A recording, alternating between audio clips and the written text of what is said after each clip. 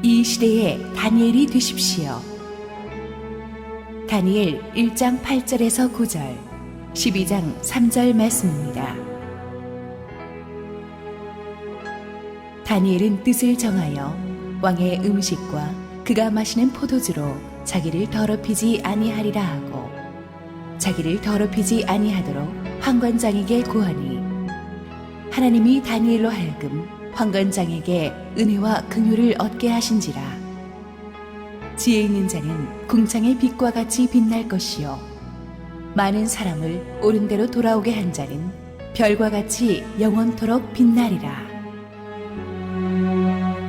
할렐루야. 우리 하나님께 감사와 영광의 박수를 드리겠습니다. 자, 우리 함께 기도하시고 하나님 말씀 듣겠습니다. 사랑하는 아버지, 은혜를 감사합니다. 무더위 속에서 우리 성도들의 건강을 지켜주신 은혜 감사합니다. 오늘도 마음을 열고 하나님의 은혜를 갈망합니다. 갈망하는 자에게 합당한 은혜를 주옵소서. 예수님의 이름으로 기도했습니다. 아멘. 오늘의 설교는 다니엘서 강해 설교 전체 총복습입니다. 우리가 14주 다니엘서 강해 설교를 하면서 우리는 세상 한가운데 있는 사람은 어떻게 살아야 되는지 다니엘을 통해서 다시 한번 정리할 수가 있었습니다. 우리가 지금 바라볼 만한 얼굴이 없다, 존경할 만한 어른이 없다고 말하는 이때에 정말 다니엘은 큰 바위 얼굴처럼 이 험난한 세상을 살아가는 우리 성도님들이 반드시 벤치마킹해야 될 인물이 아닌가 생각합니다. 이 다니엘서를 그래서 14주 강해 설교를 총정리하면서 우리가 벤치마킹하고 싶은 이 다니엘의 모습들을 오늘 함께 한번 되짚어 보기로 하겠습니다. 설교 아웃라인이 이번 주보에 없는 까닭은 제가 미국 다녀오느라고 설교 준비가 어젯밤에 끝났기 때문입니다. 다니엘, 첫 번째 다니엘은 선한 결심을 하고 인생을 시작했던 사람이다 라는 걸 우리가 알 수가 있습니다. 다니엘은 굉장히 터프한 상황에서 던져졌던 사람입니다. 많은 청춘들이 인생을 시작할 때 자기가 불리한 조건에서 시작했다는 불평을 참 많이 합니다. 내가 좀 더 시대를 잘 만났더라면, 좋은 부모를 만났더라면, 좀 더 재수가 좋았더라면 하는 원망과 불평으로 인생을 시작합니다. 그러나 보석은 어디에 던져 놓아도 보석입니다. 하나님의 사람은 쉬운 환경에서 시작하는 것이 아니라 위대하신 하나님과 함께 시작하기 때문에 어려운 환경도 뚫어내는 것입니다. 다니엘이 굉장히 생각하면 재수 없는 인생으로 시작했죠. 17살 나이에 나라가 망하고 포로로 끌려가서 부모 형제를 다시는 보지 못하는 이런 상황보다 더 재수 없을 수 있겠습니까? 이런 나쁜 운명, 처참한 환경을 다니엘은 축복으로 바꾸어 내었습니다. 여러분도 어떠한 상황에서도 하나님의 신실하심을 믿고 의지한다면 하나님은 여러분의 절망 같은 상황을 뚫고 아름다운 꽃을 피워내실 줄로 믿습니다. 로마서 8장 28절 말씀, 우리가 아는 유명한 말씀이죠. 시작. 우리가 알거니와 하나님을 사랑하는 자, 곧 그의 뜻대로 부르심을 입은 자들에게는 모든 것이 합력하여 선을 이루느니라. 여러분 인생에 일어나는 모든 슬픈 일, 힘든 일, 다리 깨지는 일, 서러운 일, 이런 모든 것들도 하나님의 아름다운 그림을 맞추어내는 퍼즐 조각이라는 것을 여러분은 끝까지 믿으셔야 합니다. 믿으면 그렇게 됩니다. 다니엘은 이런 선하신 하나님의 뜻을 믿고 자신의 할 바를 했습니다. 자신이 할 바를 했다는 게 무슨 뜻이냐 하면 다니엘은 하나님을 위해서 살기로 결심을 합니다.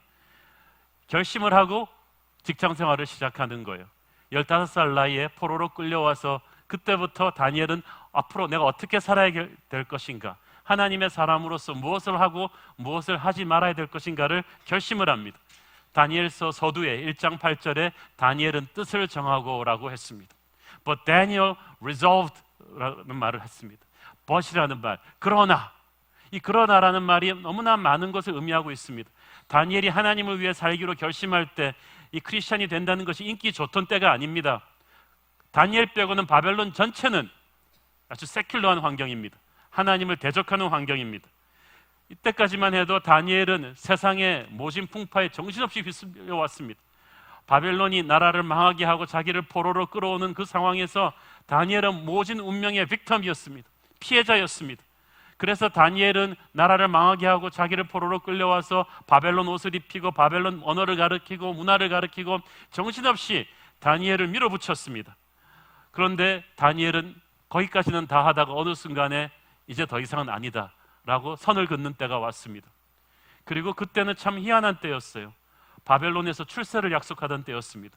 왕이 자기 먹는 밥을 같이 먹자고 합니다. 무슨 문제겠어요? 청와대 만찬을 같이 먹자는데 땡큐죠. 나야 좋은 거죠. 그러나 그것은 보통 의미가 아니라는 것을 다니엘은 깨달았습니다.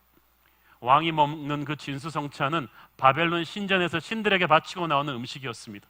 최고급 음식이지만 그 음식이 상징하는 바는 컸습니다. 바벨론 왕 자신도 신이라는 거예요. 신들에게 바쳤다는 음식이라는 것은 그 신들에게 너도 예배하자는 것입니다. 바벨론의 이 위대한 승리는 바벨론의 신들이 준 것이고, 이 음식을 함께 동참함으로써 너는 바벨론의 신들이 주는 축복을 받아 먹어라. 바벨론 왕처럼 성공하고 싶다면 너도 여기 동참해라 하면서 선심을 쓰는 듯 우상숭배로 끌어들이는 것이었습니다.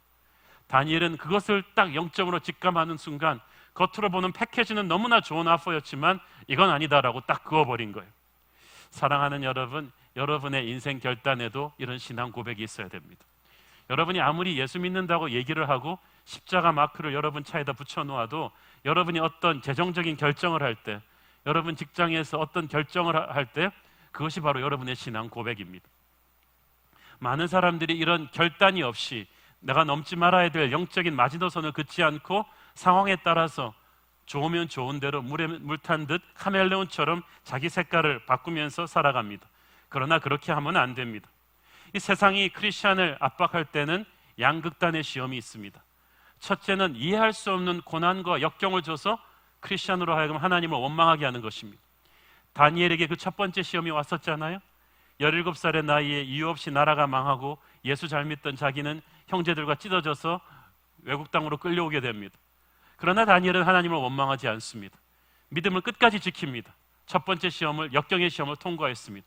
근데 두 번째 시험이 더 어렵습니다. 두 번째 시험은 세상이 줄 수 있는 최고의 출세와 매력을 주는 거예요. 그래, 이왕 이렇게 된 건 나라는 망했지만 너라도 살아라. 바벨론 사람이 돼서 출세해라. 믿음을 팔아서라도 바벨론의 신에게 절을 해서라도 이 주를 잡아라. 그러면 너는 출세할 거야. 그러나 다니엘은 이 유혹의 끝이 무엇인지를 알았습니다.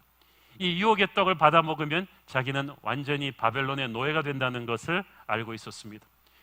육체는 할 수 없이 노예로 잡혀와 있지만 영혼까지 팔 수는 없었어요. 그래서 다니엘은 더 이상 안 되겠다 그러고 일어난 거예요. 그리고 뜻을 정한 것입니다. 그래서 But Daniel resolved라는 이 말은 세상이 이렇게 자기를 압박하고 휘둘러도 이제 다니엘의 반격입니다. 이제 더 이상은 끌려가지는 않겠다는 이 선을 딱 그은 것입니다. 이게 쉽지 않습니다. 하나님을 위해 살기로 결단한다고 세상이 박수쳐 주는 것이 아닙니다. 오히려 더 어려워질 것입니다. 그러나 뜻이 있는 곳에 길이 있다고 다니엘은 오히려 죽기를 결심하고 하나님을 위해 살기로 선택했기 때문에 모든 걸 타협해버린 다른 사람들보다 훨씬 더 오래, 멀리, 더 풍성한 인생을 살았습니다. 사랑하는 여러분, 길이 안 보인다고 없다고 하지 마십시오. 요즘 세상에 크리스찬 양심 다 지키면서 정직하게 어떻게 사업합니까? 다 망합니다. 그렇지 않습니다. 정직하게 사업해도 여러분 아름다운 부자 될 수 있습니다. 길이 있습니다. 육체의 눈으로 보이지 않는다고 길이 없다고 하지 마세요. 영의 눈으로 보면 보입니다. 그렇지 않고서는 주님께서 내가 곧 길이요 진리요 생명이다라고 말할 리가 없습니다. 예수를 믿는 자에게는 길이 없는 곳에 길이 보일 것입니다. 그러므로 중요한 것은 뜻을 정하는 인생이 되는 것입니다. 여러분의 인생에서 여러분은 어떤 결단을 하고 시작하셔야 합니다. 처음에 결단하는 것이 중요합니다. 27살에 전도 창창한 명문가의 자제 윌리엄 윌버포스가 예수 그리스도를 구주로 영접했을 때, 그리고 목사가 아닌 국회의원, 크리스천 국회의원으로 살기로 결심했을 때 그는 기도하고 뜻을 정합니다. 자기 평생 살아있는 동안에 영국에서 노예제도를 폐지하는 것과 그 꿈을 이루기까지 자기가 할 수 있는 영국 상류층을 개혁하는 일에 뜻을 정합니다. 그래서 유명한 상류층 명문가의 자제였지만 그때부터 상류층들의 소일거리였던 카드게임을 하지 않기로 결심합니다. 상류층 파티에서 흥청망청 하지 않기로 결심합니다. 음담패설하는 그 그룹에 동참하지 않기로 결심합니다. 그 몇 가지를 결심하면서 이 상류층 자기 친구들에게 그 라이프를 떠나지는 않지만 하나님의 사람으로서 자기가 거짓말을 하지 않겠다는 것을 결심하면서 몇 가지 결심을 합니다. 정말 지키기 힘든 결심입니다. 이 결심을 27살에 정하고 거의 70이 넘을 때까지 윌버포스가 타협하지 않습니다. 그리고 윌리엄 밀버포스는 인류 역사상 가장 위대한 영국의 운명을 바꾸는 놀라운 국회의원이 됩니다. 사랑하는 여러분, 여러분은 이 시대의 다니엘이 되기를 원하십니까? 여러분이 서 있는 자리에서 어떤 영적 마지노선을 긋기를 바랍니다. 지금은 사람들이 알아주지 않는, 세상이 이상하게 생각하는 어떤 길이라 할지라도 여러분의 신앙을 타협하지 않는 어떤 선을 분명히 그어야 합니다. 끝까지 물에는 물 탄 듯 술에는 술 탄 듯 이렇게 믿음 따로 삶 따로 이렇게 갈 수는 없습니다.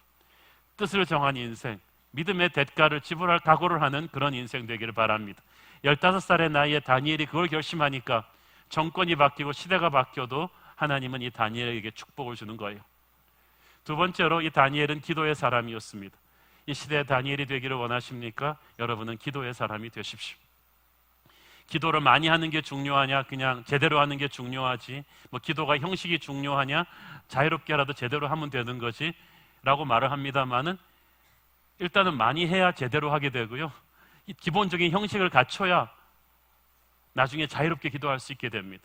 다니엘은 노예로 끌려오던 그때부터 아침, 점심, 저녁 성경에 나온 그대로, 구약 성경에 나온 그대로 예루살렘을 향한 마음을 열고 하나님께 정성을 들여 기도합니다.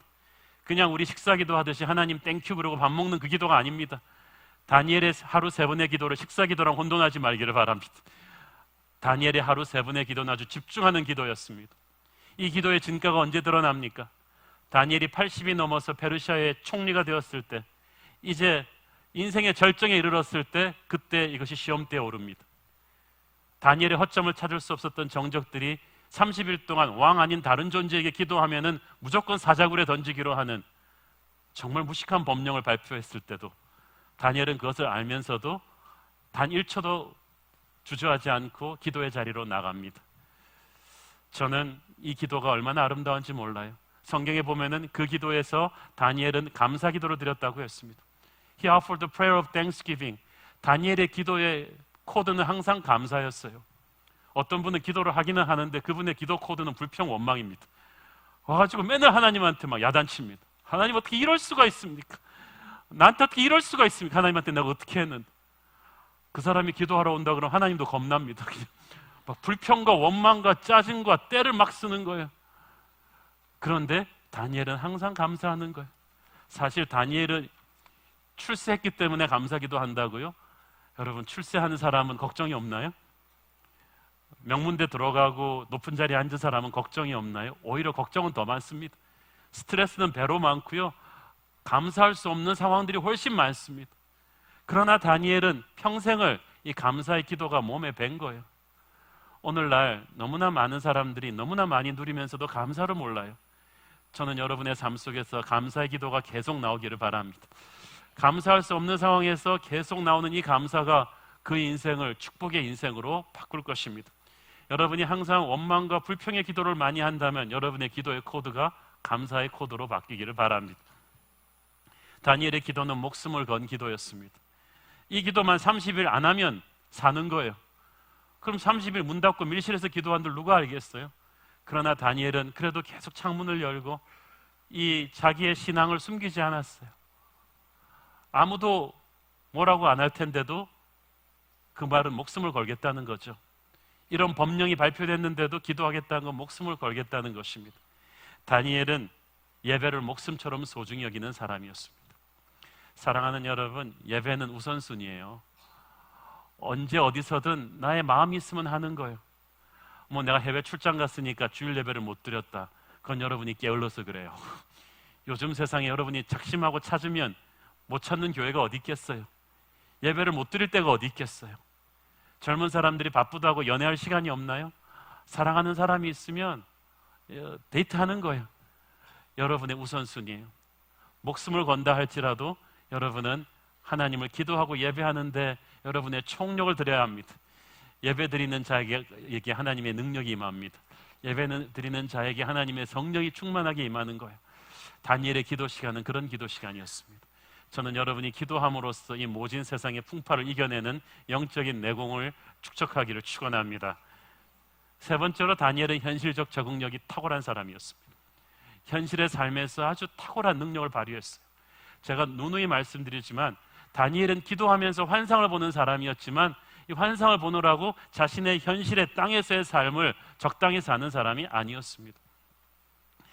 요즘 하나님의 음성을 들었다, 뭐 내가 환상을 봤다 그러는 분들 중에요, 정말 자기 인생 자체가 환상인 사람이 있습니다. 직장 생활도 그냥 이 직장 저 직장으로 막 옮겨 다니고, 상사랑 부딪히고 동료랑 부딪히고 채무관계 불성실하고 막 옷매무새 아무렇게나 하고 다니고 가족 잘 돌보지도 않고, 그리고 막 환상을 본대요. 그거 아니에요. 다니엘은 깊은 기도를 통해 하늘의 환상을 보는 사람이었지만 다니엘은 출근 시간 정확합니다. 퇴근 시간도 다 일해놓고 퇴근하고, 자기 직장에서 어젯밤에 기도했으니까 조는 일이 없는 사람이에요. 자기 직장에서 성실한 사람입니다. 하나님을 만난다고 해서 인간에게 하는 책무를 소홀히 하는 사람이 아니었던 거예요. 이것이 다니엘의 탁월한 점입니다. 이것이 한국의 크리스찬들이 세상에서 회복해야 될 점입니다. 우리가 크리스찬들이 성령 충만해야 됩니다. 예배해야 합니다. 성경 봐야 합니다. 그렇지만 직장 가서 근무 시간에 성경 보고 예배하고 기도하는 시간으로 이렇게 대체해서는 안 됩니다. 여러분은 세상 속에서 탁월함을 발휘해 주셔야 합니다.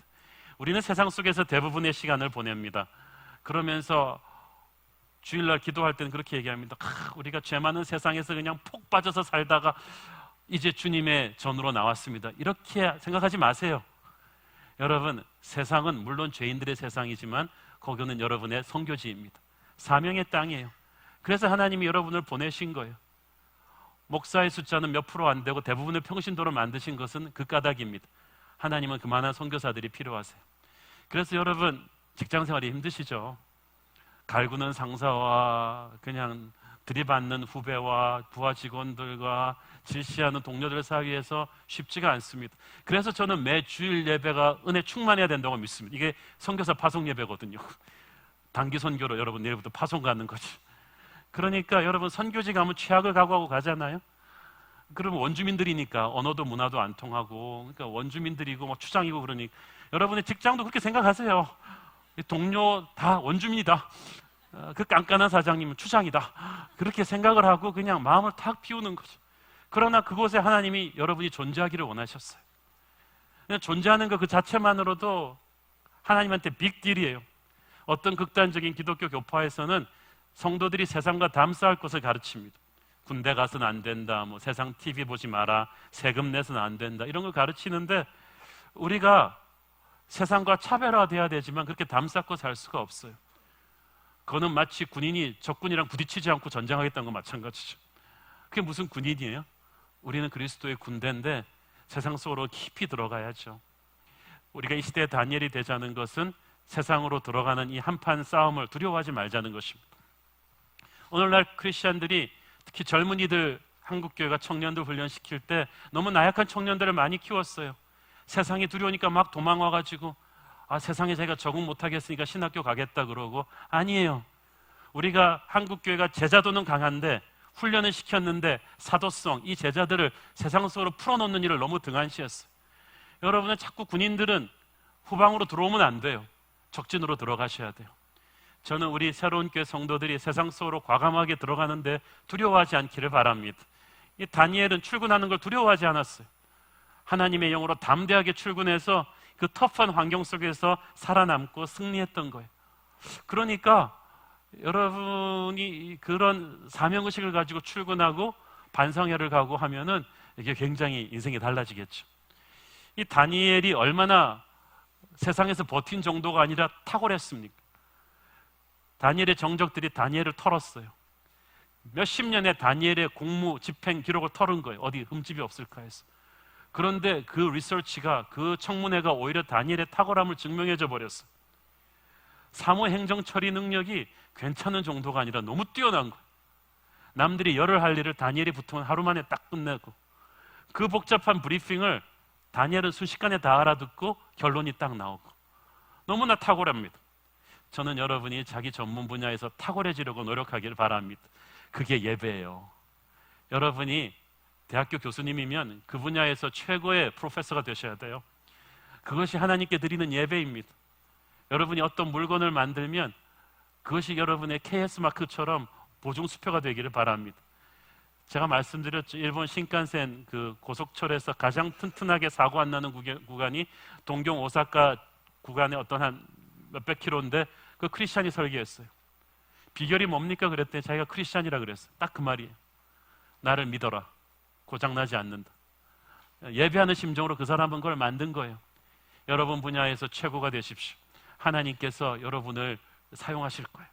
잠언 22장 29절 시작. 네가 자기의 일에 능숙한 사람을 보았느냐? 이러한 사람은 왕 앞에 설 것이요 천한 자 앞에 서지 아니하리라. 우리는 유명한 사람 막 만나려고 노력하죠.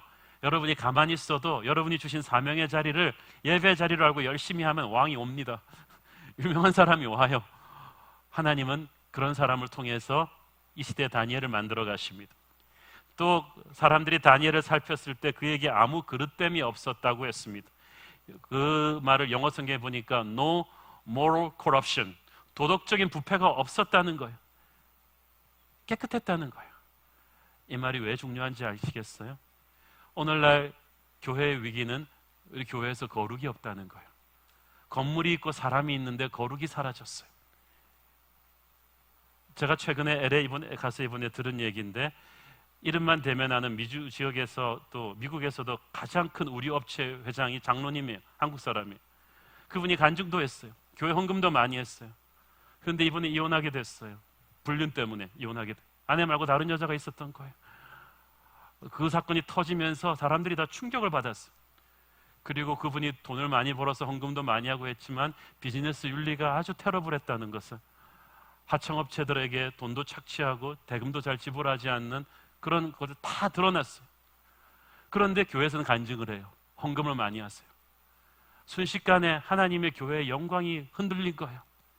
사랑하는 여러분, 교회는 위대한 일을 해서 위대해지는 게 아니라 거룩해짐으로써 위대해집니다. 하나님께서는 더러운 존재를 가지고 위대한 일을 하실 수가 없습니다. 특히 이제 막 사회생활 시작하는 청년 여러분, 여러분이 위대한 하나님의 일을 하기를 원하신다면 삶을 깨끗하게 하십시오. 성적으로 순결하십시오. 돈 조심하십시오. 술 조심하십시오. 사탄이 아기처럼 여러분의 도덕성에 흠집을 내려고 달려듭니다. 반도체 칩에 먼지 들어가면 아무것도 안 되듯이 여러분이 아무리 뛰어나도 여러분의 거룩을 잃어버리면 아무것도 못합니다. 다니엘은 하나님 앞에서 그 세큘러한 바벨론 왕궁에서 자신을 거룩하게 지켰던 사람입니다. 여러분이 그렇기를 바랍니다. 또 다니엘을 살폈을 때 그는 성실했다고 했어요. 그에게서 아무 허물도 없었다고 할 때 no negligence라고 영어 성경에 말했어요. 책임감이 투철했다는 얘기죠.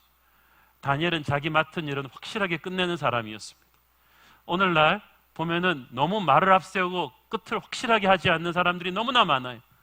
정치인들부터 시작해서 무책임한 말들을 너무 많이 약속해놓고 하나도 지키지를 않아요. 위대한 비전을 말해놓고 하나도 지키지를 않아요. 저는 여러분이 하나하나 자기 맡은 일에 책임지는 책임감 있는 사람이기를 바랍니다.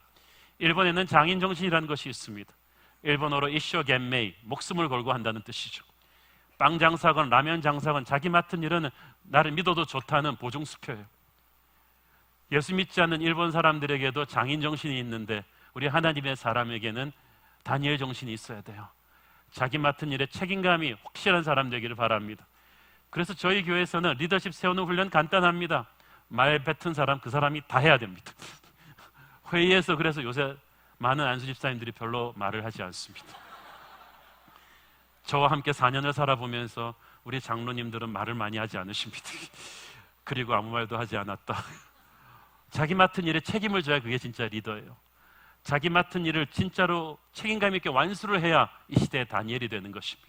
다니엘이 그런 사람이었다는 거예요. 이 다니엘은 충성되었다고 했습니다. trustworthy, 신뢰할 만했다는 겁니다. 그래서 이 동료든 상사건 부하 직원들이든 항상 다니엘을 볼 때 나 다음번 인사 발령 때는 저분 부서에서 같이 일하고 싶어. 다니엘 사장님 부서에서 나도 배치시켜 주세요. 나 저 장군님 밑에서 싸우고 싶어. 전부 다 그렇게 되는 거예요. 저 사람은 보증수표야. 함께 있고 싶어. 저는 여러분이 세상에서 그런 인정을 받기를 바랍니다. 이 다니엘이 공직 생활을 수십 년을 넘게 했잖아요. 그런데 이걸 다 조사했는데 다니엘이 평생 그렇게 살았다는 거예요. 여러분이 몇 사람을 속일 수는 있어요. 많은 사람을 잠시 속일 수는 있어요. 그렇지만 모든 사람을 그렇게 몇십 년 동안 계속 속일 수는 없어요. 정권만 지나면 없던 비리 다 드러나듯이 그렇게 갈 수가 없어요. 그런데 다니엘은 그랬다는 거예요. 왜냐하면 그게 진짜였기 때문이죠. 저는 여러분이 세월이 가도 그렇게 푸르른 에버그린이기를 바랍니다. 다니엘은 깨끗한 그릇이었기 때문에 하나님께서 위대한 그릇으로 쓰신 거예요. 그러니까 똑똑한 사람을 하나님이 쓰시는 게 아니라 깨끗한 사람을 쓰세요. 디모데후서 2장 21절 유명한 말씀이죠. 시작. 그러므로 누구든지 이런 것에서 자기를 깨끗하게 하면 귀 쓰는 그릇이 되어 거룩하고 주인의 쓰심에 합당하여 모든 선한 일에 준비함이 되리라. 모든 선한 일에 준비함이 되리라. 그러니까 많은 사람들이 내가 어떤 일을 해야 될까요? 내가 해외 선교를 가야 될까요? 국내 일을 해야 될까요? 상관없어요. 여러분이 괜찮은 그릇만 되면 뭘 시켜도 될 거예요. 많은 사람들이 하나님의 뜻을 구할 때 그걸 착각을 해요. 내가 LG를 가야 될까요? 삼성을 가야 될까요? 내가 이 대학에 가야 될까요? 저 대학에 가야 될까요? 뭐 사업을 해야 될까요? 직장에 있어야 될까요? 여러분이 뭘 하든 어디를 가든 중요한 건 여러분이 어떤 사람이 되느냐입니다. 세상에서 직장 생활해서 안 될 사람은 목회를 해서도 안 됩니다. 깨끗한 그릇이 아닌 사람은 뭘 해도 안 돼요. 안에서 새는 바가지는 밖에서도 반드시 셉니다. 제가 그랬잖아요. 그래서 우리가 해외 선교사 파송할 때는 국내에서 새는 바가지가 아니어야 합니다. 깨끗한 그릇이 되셔야 돼요. 젊은이들이 하나님을 위해서 위대한 일을 하고 싶어요, 북한 선교를 하고 싶어요 말하는 거 다 좋습니다만은 지금 여러분이 서 있는 자리에서 하나님이 쓰실 수 있는 깨끗한 그릇이 되어야 합니다. 그것이 바로 이 시대의 다니엘이 되는 것입니다. 저는 그래서 우리가 이 시대의 다니엘이 되기를 위해서 기도하면서 스스로의 가슴을 치면서 통해 자복하면서 내 안에 있는 내가 알지 못하던 죄까지도 하나님 앞에 온전히 드러내서 깨끗한 그릇으로 우리 자신을 준비할 수 있는 교회 되기를 바랍니다. 네 번째로 다니엘은 성령이 그 능력의 근원이 되는 사람이었어요. 보통 많은 사람들이 능력의 근원이 있어요. 어떤 사람의 능력의 근원은 돈 많은 자기 아버지예요. 근데 그 사람은 돈 많은 자기 아버지 사라지면 끝나는 거예요. 어떤 사람은 정치적인 뒷배예요. 그거는 정권 바뀌면 끝나는 거예요. 그런데 다니엘의 능력의 근원은 성령이에요. 이 다니엘서 6장 3절에 보니까 다니엘은 마음이 민첩했다고 되어 있는데 이 영어 성경 번역이 참 잘했어요. He had extraordinary spirit. 아주 놀라운 영을 소유하였다고 되어 있어요. 성령 충만이에요. 다니엘은 하나님의 놀라운 영으로 충만한 사람이었어요. 그러니까 다니엘이 세상의 특급 엘리트들과 경쟁할 때 이거는 이 사람보다 조금 잘하는 게 아니라요, 다니엘은 차원이 다른 게임을 하는 거예요. 사랑하는 여러분, 여러분은 세상 사람과 아웅다웅 간신히 이기려고 하지 마십시오. 여러분은 넉넉히 이길 거예요. 차원이 다른 경계에 가 있을 거예요. 그런 생각을 하셔야 돼요. 왜? 우리 성령 충만이니까. 이 다니엘의 성령 충만, 이 다니엘은 젊었을 때도 성령 충만했지만 늙어서는 더더욱 성령 충만했어요. 어린 나이에 성령 충만하니까 바벨론의 다른 인재들과 견주어서 10배나 뛰어났다고 했죠. 우리가 그 말 들으면 바벨론 애들 되게 머리 안 좋나 보다. 어떻게 10배나 머리가 안 좋을 수 있어? 참고로 말씀 들으면요, 이 세큘러 히스토리에서, 일반 역사에서 이집트 문명과 바벨론 문명을 최고의 정신 문명으로 꼽습니다. 이집트 문명이 얼마나 탁월했는지 아시죠? 그 피라미드 공법 같은 거는 지금도 종이 한 장 안 들어가는 건축 공법이에요. 아직까지도 그 비밀을 풀지를 못해요. 그 이집트보다 더 뛰어난 게 바벨론의 문화였어요. 그래서 그 바벨론의 인재들은요, 요즘에 하버드 예일대 출신들이 꿈도 못 꾸는 건축, 문화, 예술, 그런 데 있어서 아주 탁월한 천재들인데 그들 가운데 끼어났을 때 다니엘이 10배가 더 뛰어났다는 거죠. 이거는 사람이 아니에요. 하나님이 주신 지혜입니다. 자, 여러분 말씀드렸죠. 다니엘은 17살에 노예로 잡혀왔는데 그 왕실 아카데미에 조인하기 전까지 다니엘을 기다리고 있던, 17년 동안 기다리고 있던 바벨론의 그 쟁쟁한 가문의 자제들이 어떤 특급 영재 교육을 받으면서 그때까지 왔는지 아시겠어요? 그러니까 다니엘은 굉장히 늦은 걸음으로 시작한 거죠. 이 수천 명의 그런 바벨론 왕궁의 인재들은 어린 나이부터 좋은 부모 밑에서 특급 과외를 하면서 기다렸는데, 객관적으로는 게임이 안 되는 이 이방인 출신 다니엘이 딱 왔을 때 시험 쳐보니까 10배나 더 뛰어나요. 몇 점 뛰어난 거는 운이에요. 10배나 뛰어난 건 기름 부심이에요. 저는 여러분의 자제들에게 그런 기름 부심이 있기를 원하는 것입니다. 저는 그래서요, 인류 과외 선생 찾아다니면서 그냥 뛰어다니는 그 대치동 엄마를 보면서, 그러면서 이 아이가 하나님께 기도하고 엎드리는 건 가르치지 않는 엄마를 보면 너무 한심한 거예요. 이 양반이 진짜 뭘 모르고 있네. 10배나 더 뛰어날 수 있는 길이 여기에 있거늘 어린아이에게 기도를 안 가르치고 지금 과외 선생을 붙이겠다고? 기도를 체질로 딱 잡아놓은 아이가 과외 공부하면 날개를 달겠지만, 이건 거꾸로 가는 거예요. 이건 마치 자동차 엔진 안 보고 겉에 외형만 보고 사겠다는 거예요. 여러분의 자녀가 정말 이 시대를 앞서가는 인물이 되기를 원한다면 이 아이에게 다니엘의 믿음을 가르치십시오. 기도를 가르치세요. 말씀을 가르치세요.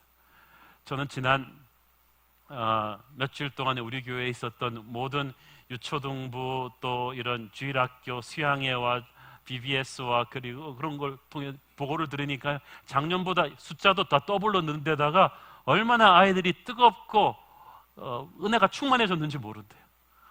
저는 제가 예언했죠. 우리 아이들의 세대에 부모가 이룬 새로운 교회 부흥에 갑절의 부흥이 올 것이다.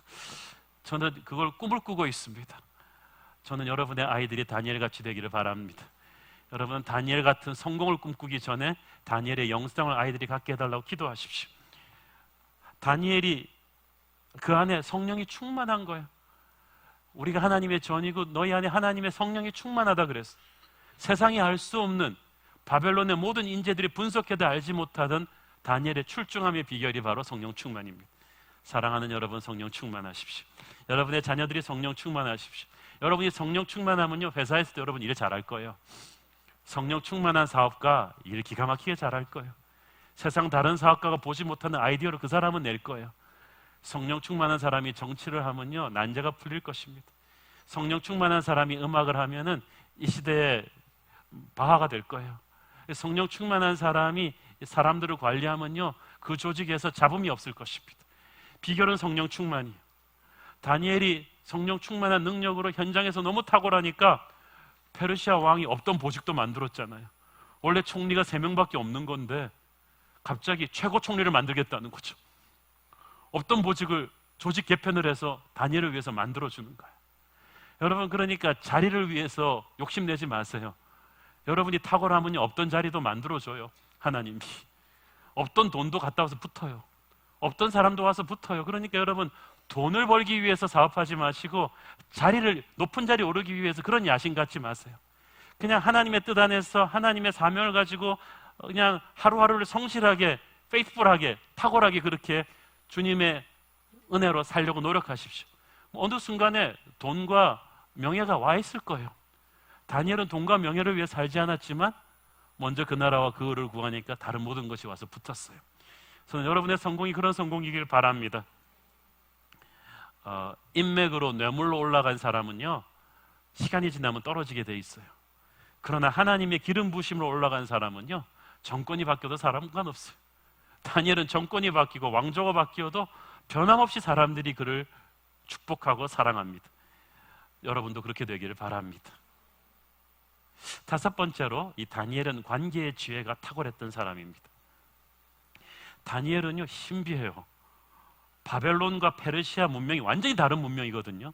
여러분, 역사를 읽어보시면 알겠지만은 이 바벨론 문명과 페르시아 문명이 이 동양권과 서양 문명처럼 완전히 가치관도 다르고 다 다른데, 이 왕들이나 그 고위 강요들이 다 다니엘을 사랑해요. 느부갓네살도 다니엘을 사랑하고, 다리오 왕도 다니엘을 사랑하고, 그 밑에 실세 있는 황관장이나 시위대장 다 다니엘을 사랑해요. 이 사람들이 예수 믿는 사람들 아니에요. 아주 세큘러한 사람들이에요. 아마 아주 정치 감각이 뛰어난 야심가들이었겠죠. 남의 피를 흘린 사람들도 많았을 거예요. 그러나 어쨌든 그 사람들이 다 다니엘을 도와주려고 하는 거예요. 자기의 야심을 위해서 도와주려고 할지언정 어쨌든 일이 되게 만들어주는 거예요. 그러니까 여러분, 참 신비해요. 여러분 인생에서 있잖아요, 굉장히 여러분 보기에도 가짜는 사람들이 있어요. 악인들이 있어요. 성격 나쁜 사람이 있어요. 그런데 그런 사람들도 여러분 인생의 드라마에 여러분을 축복하고 일으켜서 하나님의 영광을 떨쳐내기 위한 하나님의 위대한 각본의 어떤 역을 맡는다는 거예요.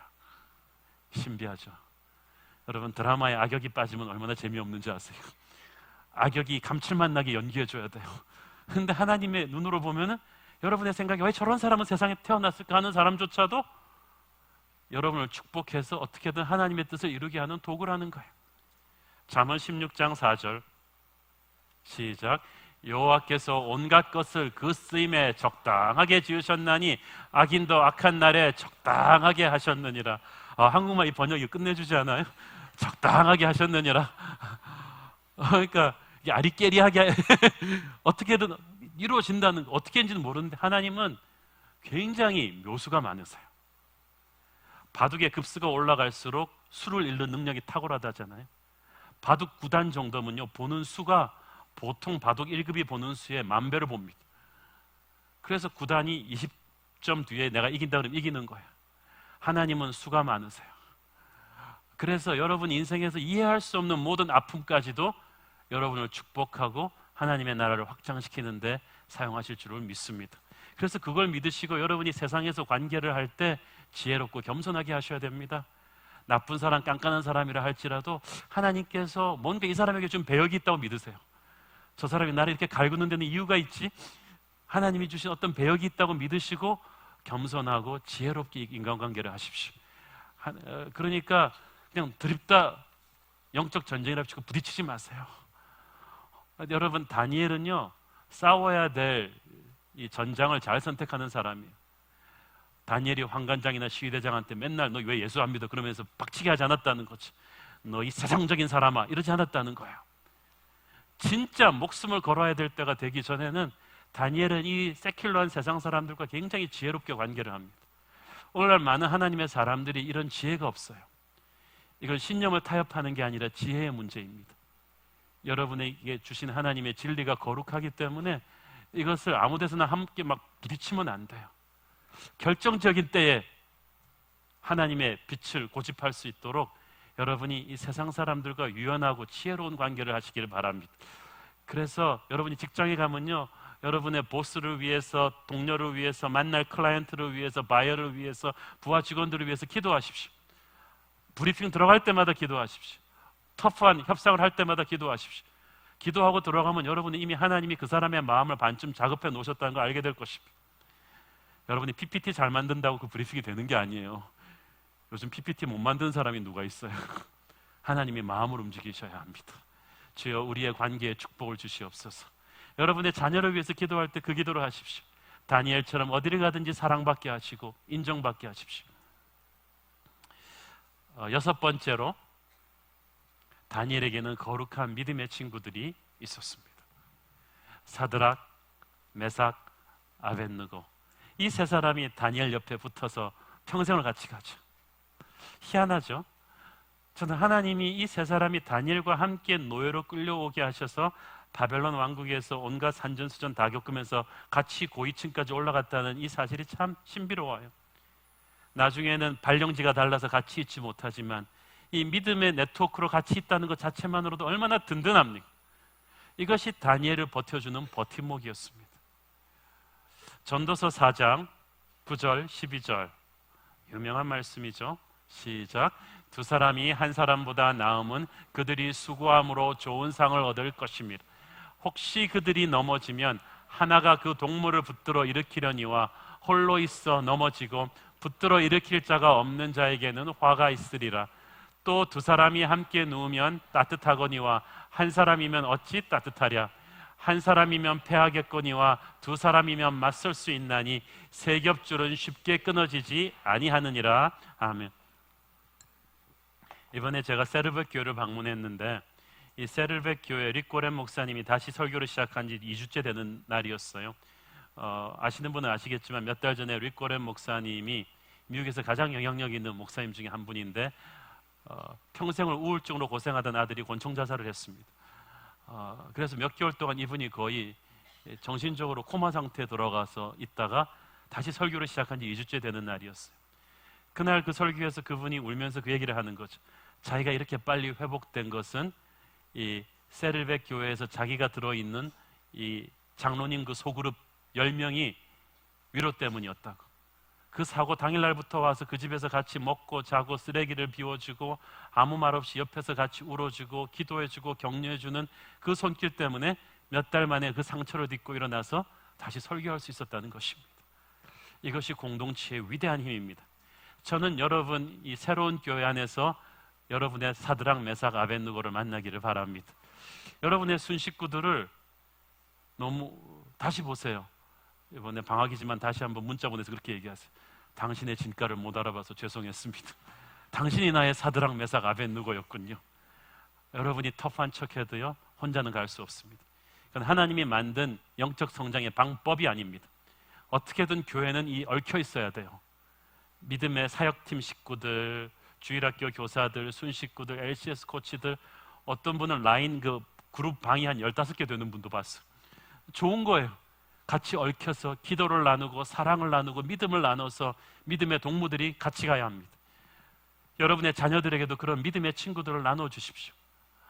어떤 분은 자꾸 자기 자녀들한테 너보다 공부 잘하는 애들이랑 놀아, 똑똑한 애들이랑 친구해야 돼.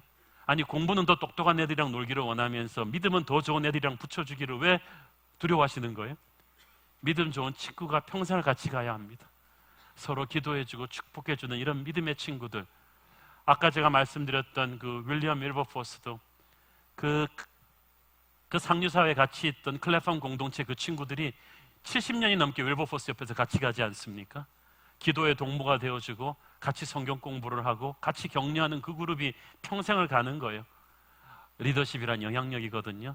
저는 우리 새로운 교회를 통해서 그런 평생을 같이 가는 믿음의 친구들이 많이 일어나게 되기를 바랍니다. 다시 한번 교회만 다니고 공동체에 속하지 않은 분들 반드시 교회 등록하셔서 공동체 일원이 되십시오. 저는 다니엘이 주변 사람들에게 미친 영향력이 엄청났을 거라고 믿습니다. 자기 한 사람만 성공한 게 아니라 수많은 사람들에게 희망의 빛이 되어 주었습니다. 12장 3절 말씀 오늘의 본문에서 다시 읽습니다. 시작. 지혜 있는 자는 궁창의 빛과 같이 빛날 것이요 많은 사람을 옳은 대로 돌아오게 한 자는 별과 같이 영원토록 빛나리라. 이것은 하나님의 천사가 다니엘의 인생을 위해 선포한 것과 말씀이면서 동시에 마지막 날에 우리 하나님의 사람들에게 준 사명이기도 합니다. 지금 세상은 캄캄한 밤과도 같습니다. 그런데 밤에는 오히려 별이 잘 보입니다.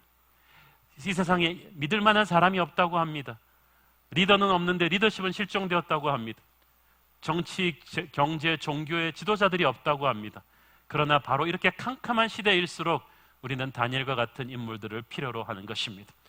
여러분, 다니엘이 그 시대에 있음으로 해서 얼마나 많은 노예로 끌려온 유대인들에게 희망의 불꽃이었겠습니까? 노예로 끌려와서 살아남기도 벅찬데 저 다니엘은 바벨론 왕궁 한가운데에서 인종차별을 듣고 일어나서 왕에게도 복음의 빛을 던져주면서 하나님의 영광을 선포하며 사는 거예요. 모든 유대인 부모들이 그래 다니엘 같이 되면 돼, 우리에게도 다니엘 같은 하나님의 사람이 있어, 너희들은 저렇게 되면 돼 할 수 있는 큰 바의 얼굴이었던 것입니다. 저는 여러분이 이 목마른 시대에 큰 바의 얼굴이기를 바랍니다. 저는 우리 새로운 교회가 교회적으로 교회는 부흥이 안 된다, 젊은이들이 교회를 떠났다, 더 이상 개척교회는 일어나지 못한다고 말하는 절망적인 한국교회 현실에서 그렇지 않다고 말할 수 있는 큰 바의 얼굴이기를 바랍니다. 저는 우리 교회가 이 시대에 다니엘 같은 존재가 되기를 바랍니다. 여러분이 그런 사람이 되기를 바랍니다. 이 시대에 다니엘이 되십시오. 그것이 이 말씀을 통해 하나님이 저와 여러분에게 주는 도전입니다. 다 같이 가슴에 손을 얹고 따라하지 않겠습니까? 우리가 이 시대의 다니엘입니다. 우리가 한국의 다니엘이 될 것입니다. 주여, 우리의 자녀들을 이 시대의 다니엘로 세워 주옵소서. 할렐루야. 우리 함께 한번 기도하겠습니다. 사랑하는 아버지, 은혜를 감사합니다. 주님, 다니엘서 강해 설교를 끝내면서 이 다니엘이 단순히 신화 속의 인물이 아닌 이 시대에도 하나님이 세우기를 원하시는 인물의 모습인 것을 우리가 봅니다. 주님, 우리 안에도 성령께서 살아계십니다. 우리도 이 시대의 다니엘이 될 수 있음을 믿습니다. 우리 서로를 도와주는 사드락, 메삭, 아벳느고가 될 수 있음을 믿습니다. 우리와 우리 자녀들이 이 캄캄한 세상을 비추는 하나님의 다니엘이 되게 하여 주시옵소서. 이 땅의 부흥이 우리로부터 시작되게 하옵소서. 예수님의 이름으로 기도했습니다. 아멘.